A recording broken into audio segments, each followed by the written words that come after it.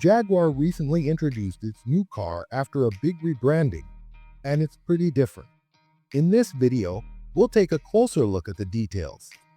You might have seen Jaguar in the news because they completely changed their look, and it caused a lot of buzz. Most of the old Jaguar logos, except for the leaping cat, are gone, and they've replaced them with a new, sleek design. Even though many people didn't like the rebrand, it definitely got attention, which was the goal. Usually, a car brand's rebranding wouldn't get so much attention, but Jaguar made sure everyone talked about it. If you check Google search trends, you can see a big spike in searches for Jaguar after the rebranding video, which shows just how much impact it had. Jaguar has always been known for innovation, even though it didn't do too well in Formula One.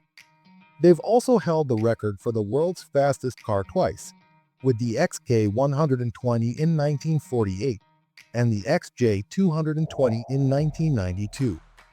Jaguar was also one of the first to make cars with aluminum bodies. But lately, Jaguar has struggled to keep up with big competitors like BMW, Audi, and Mercedes. In 2023, Jaguar sold only 64,000 cars, while Land Rover, its sister company, sold nearly 370,000. To put it in perspective, Porsche sold over 320,000 cars, and BMW sold over 2.2 million. Jaguar has also been losing money on each car sold.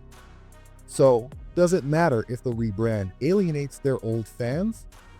Probably not, because those fans weren't buying enough cars anyway. Instead of sticking to a failing strategy, Jaguar decided to stop selling cars and focus on a fresh start with a new model coming in 2025.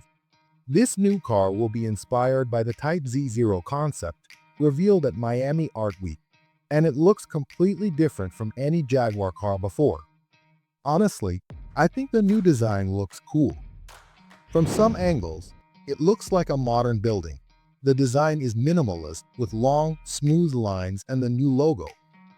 The front bumper reminds me a bit of a Rolls-Royce Phantom, while the headlights are similar to the BMW 7 Series and Audi A6 e-tron.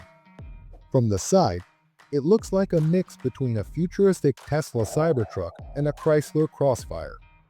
It sounds strange, but it actually works. The car has a futuristic, cyberpunk vibe, and I can totally picture us driving something like this in 2025.